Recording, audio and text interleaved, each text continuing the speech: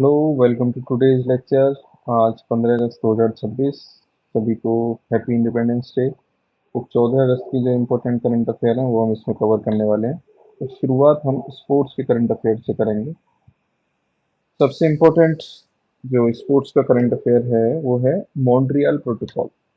किसने जीता इनमें से? ये मेल का क्वेश्चन है, फीमेल का हम बाद में देखेंगे। तो मेल में Carlos Alcaraz, Ben Shelton, Jannik Sinner, Alexander Zverev. इसका आंसर है बेन शेल्टन। तो आपको पता होना चाहिए कि बेन शेल्टन कहाँ से हैं। नंबर एक चीज आपको पता होना चाहिए, शेल्टन यूएसए के हैं। किसको हरा के इन्होंने ये जीता है? तो वो भी अमेरिका के ही हैं जिनका नाम है ब्रेंडन। ठीक है, ये रनर अप रहे हैं। तो ब्रेंडन को हरा के मेल का मॉन्ट्रियल प्रोटोकॉल है, मॉन्ट्रियल टाइटल है, वो जीता है। तो मॉन्ट्रियल कहाँ पे है? कनाडा में है।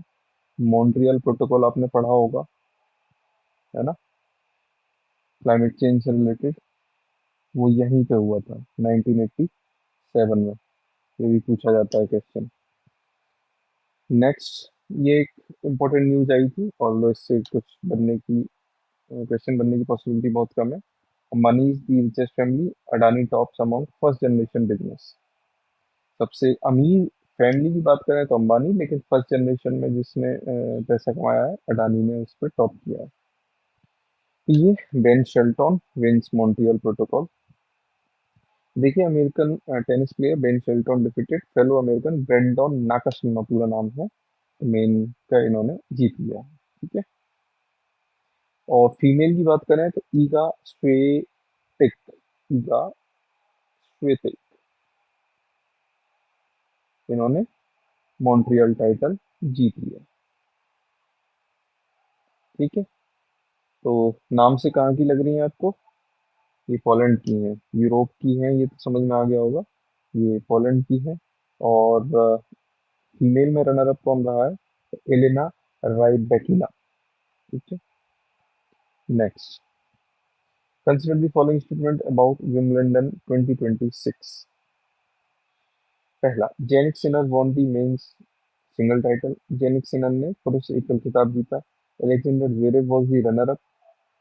Sinner successfully defended his Wimbledon title. Sinner ने अपना सफलतापूर्वक विंबलडन टाइटल खिताब बचा लिया। तो देखो, ये विंबलडन में पूछा गया है। ठीक है। तो विंबलडन क्या है? ये ओल्डेस्ट टेनिस टूर्नामेंट है। ठीक है।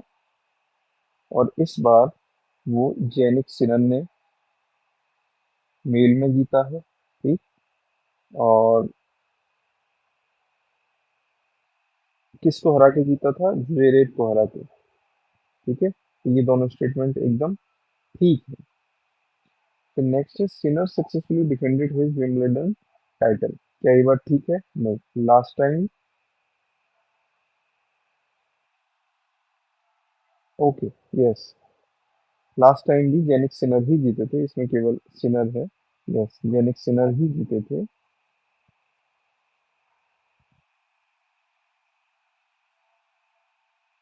चलिए, तो अब कुछ क्वेश्चन हम इंडिपेंडेंस डे से रिलेटेड करने वाले हैं।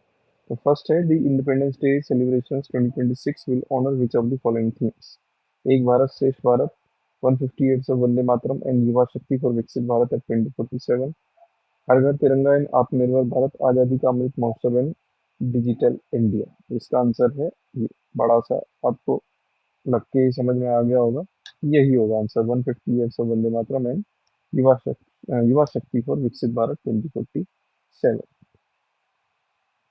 तो कुछ चीजें देख लेते हैं। ठीक है। तो 79 ईयर पूरे हो चुके हैं। तो ये 80वां इंडिपेंडेंस डे था। ठीक है। और थीम युवा शक्ति। ठीक, ये याद रखना है। 150 ईयर्स हो चुके हैं वंदे मातरम के। इस थीम से आपको पता लग जाना चाहिए। और 2047 में विकसित भारत बनाना है, ये भी टारगेट इससे हमें दिखाई देता है।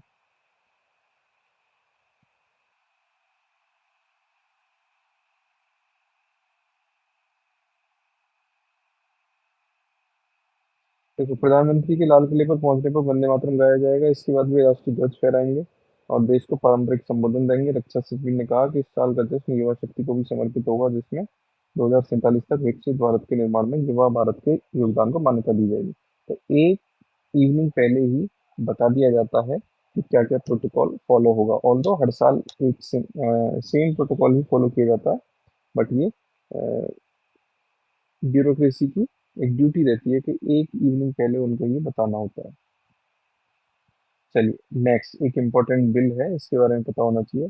Parliament passed a bill to rename Kerala as which of the following. तो केरल का नाम अब क्या हो गया? केरल प्रदेश, केरलम, केरल नाडु, त्रावणकोर, केरलम हो गया है। ठीक है, क्यों हो गया? सिंपल है कि केरल की विधानसभा ने बोला, केरल की लेजिस्लेटिव असेंबली ने बोला कि हमारी जो स्टेट लैंग्वेज है वो क्या है? वो है मलयालम। और जो केरल वर्ड है वो है हिंदी का वर्ड। तो हमें हमारा स्टेट का नाम इनको याद आया कि मलयालम में रखना चाहिए। मलयालम में केरल को क्या बोला जाता है? केरलम। संस्कृत में भी वही बोला जाता है। तो अब केरलम कर दिया गया। तो थोड़ा सा केरल के बारे में जान लेते हैं। केरल क्या है? केरल, ये अगर भारत है तो इसके वेस्ट साइड में, साउथ वेस्ट साइड में, इसको मालाबार तक भी बोला जाता है, वहाँ पे केरल प्रदेश है। ठीक है। और 1956 में जो रिओर्गनाइजेशन एक्ट आया था, रिओर्गनाइजेशन एक्ट 1956, उसके बाद केरल को बनाया गया। पहले त्रावणकोर स्टेट हुआ करता था, त्रावणकोर स्टेट को अलग करके केरल बना दिया था, और अब वो नाम बदल के हो गया केरला। तो अगर किसी स्टेट का नाम बदलना हो तो उसके लिए प्रोसीजर क्या है? कितनी मेजोरिटी से किया जाता है वो काम? सिंपल मेजोरिटी से। पार्लियामेंट में सिंपल मेजोरिटी से ये पास कराना होता है। स्टेट असेंबली रिकमेंडेशन भेजती है कि हम अपना नाम चेंज करना चाहते हैं पार्लियामेंट को, और फिर अगर पार्लियामेंट चाहती है तो सिंपल मेजोरिटी से नाम बदल सकती है। इसलिए किसी तरह का कोई संवैधानिक संशोधन करने की जरूरत नहीं होती। ठीक है। आ, जैसे केरल का एक नाम और है, पता है ना आपको? गॉड्स ऑन कंट्री, ये बोला जाता है। ये नाम इन्होंने खुद दिया था अपने आप को। केरल की जो टूरिज्म मिनिस्ट्री है, इसने ये एक अपने स्टेट में टूरिज्म को इंक्रीज करने के लिए ये कैंपेन चलाया था, गॉड्स ऑन कंट्री करके। ठीक है। तो वहां से ये नाम पॉपुलर हो गया। चलिए कुछ चीज जान लेते हैं इसके बारे में। Parliament has pass the Kerala alteration of name bill 2026, paving the way for the state of Kerala to be officially rename Keralam, following a unanimous resolution of the Kerala Legislative Assembly and subsequent approval by the Parliament।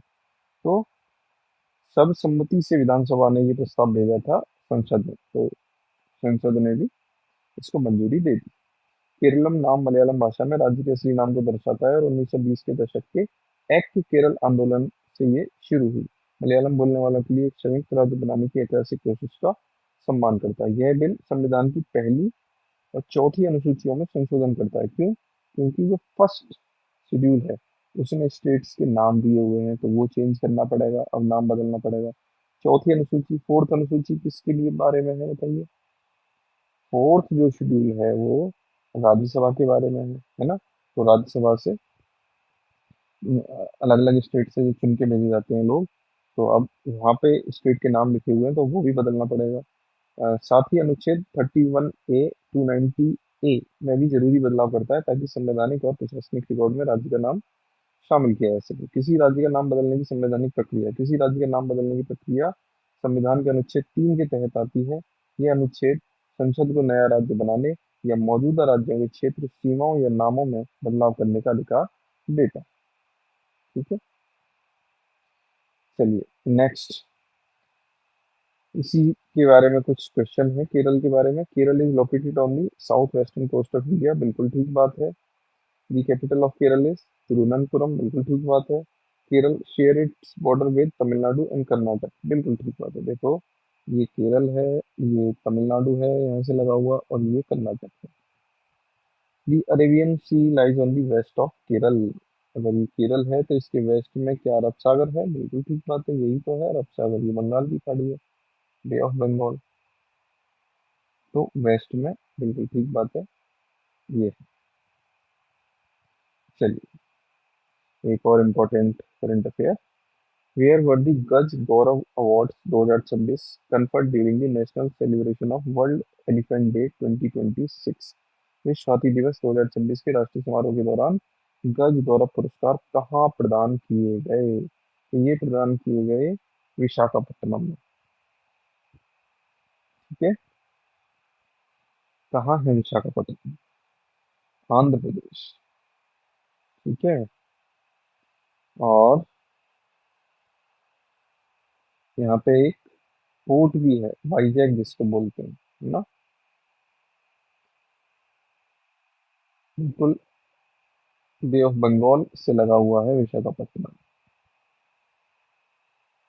ठीक है, चलिए तो गज Gaurav award के बारे में हम थोड़ा बहुत जान लेते हैं। तो सबसे पहली बात, तो 1992 में एक प्रोजेक्ट शुरू किया गया, इसको बोला गया एलिफेंट प्रोजेक्ट, है ना?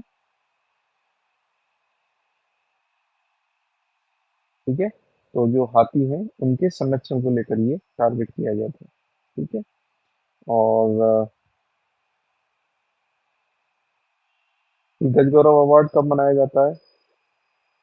हर साल 12 अगस्त को ये मनाया जाता है। ठीक है, इंडिया में कितने एलिफेंट रिजर्व हैं ये पता होना चाहिए। 33 एलिफेंट रिजर्व हैं। ठीक है, और ये देता कौन है Gaj Gaurav award? Ministry of environment forest and climate change. तो इस समय कौन है इसके मिनिस्टर? भूपेंद्र यादव। इन्होंने इस साल ये अवार्ड दिए हैं। ठीक है, ये 23rd था ये। ठीक है ना, तो 1992 से लगातार दिए जा रहे हैं। तो इस बार ये 23वां हुआ था, बीच में कुछ गैप हो गए थे। ठीक है, तो ये आप देखिएगा गज गौरव अवार्ड दिए गए हैं इन लोगों को। इनके नाम जानने की जरूरी नहीं है। ठीक है, बस पता होना चाहिए कि गज गौरव अवार्ड क्यों दिए जाते हैं। इन्होंने एलिफेंट के कंजर्वेशन में बहुत इंपॉर्टेंट रोल प्ले किया है। तो गज गौरव अवार्ड और conferred on 13th August during the national celebration of World Elephant Day in Visakhapatnam. The ceremony was hosted by MOPSI and recognized frontline contribution। ठीक है, भारत में हाथियों के संरक्षण और प्रबंधन में अहम योगदान देने वालों को सम्मानित किया जाता है। गज गौरव पुरस्कार हाथी संरक्षण और प्रबंधन से जुड़े राष्ट्रीय सम्मान है। 2026 के पुरस्कार पर्यावरण, वन और जलवायु परिवर्तन राज्य मंत्री कीर्तिवर्धन सिंह ने विश्व हाथी दिवस के कार्यक्रम में प्रदान की। तो भूपेंद्र यादव ने नहीं दिए थे, जो मिनिस्टर ऑफ स्टेट हैं उन्होंने दे दिए थे, कीर्तिवर्धन सिंह। पश्चिम बंगाल के जल्दापारा नेशनल पार्क के 7 महावताओं को बाढ़ में बचाव कार्य के लिए 2026 का अवार्ड मिला। ये नाम है, नाम के लिए कोई बहुत जरूरी नहीं है, लेकिन हाँ ये पता होना चाहिए कि जल्दापारा, जल्दापारा का स्टाफ था ये। जल्दापारा नेशनल पार्क कहाँ पे है? वेस्ट बंगाल में। इनको ये अवार्ड मिला है क्योंकि इन्होंने, वहाँ बाढ़ आई थी, वहाँ के 7 महावतों ने कई सारे हाथियों को, 6 पालतू हाथियों को बचाया था और 13 जंगली गैंडों को सुरक्षित स्थान पर पहुंचाया था। ये जरूरी है इस तरीके के लोगों को प्रोत्साहित किया जाए। पर्यावरण मंत्रालय ने 30 बड़े कदम नाम का एक दस्तावेज जारी किया। इसमें 2020 से 26 तक प्रोजेक्ट एलिफेंट के तहत 30 उपलब्धियों की जानकारी दी गई है। और इसमें सब बताया गया है कि उन्होंने किस तरीके से इस प्रोजेक्ट को आगे बढ़ाया है। तो 12 अगस्त को ये हर साल मनाया जाता है, ये पता होना चाहिए। तो जो प्रोजेक्ट एलिफेंट है ये एक सेंट्रली स्पॉन्सर्ड स्कीम है गवर्नमेंट ऑफ इंडिया की। ठीक, चलिए तो ये इसी के बेसिस पे क्वेश्चन है कि जो विश्व स्वाति दिवस है हर वर्ष 12 अगस्त को मनाया जाता है। पहली बार 2012 में मनाया गया था। ओके ओके ओके, ये 2012 से लगातार मनाया जा रहा है, ना कि 1992 से। नेक्स्ट है, it highlights the conservation of both Asian and African elephant, बिल्कुल ठीक है। It is observe only in India, नहीं, मतलब वर्ल्ड लिखा हुआ है ना, world elephant day, world elephant day. World में केवल इंडिया थोड़े ना आता है। ठीक है, तो ये थे 14 अगस्त के main main current affair. Hope आपको ये समझ आए होंगे। Thanks for watching.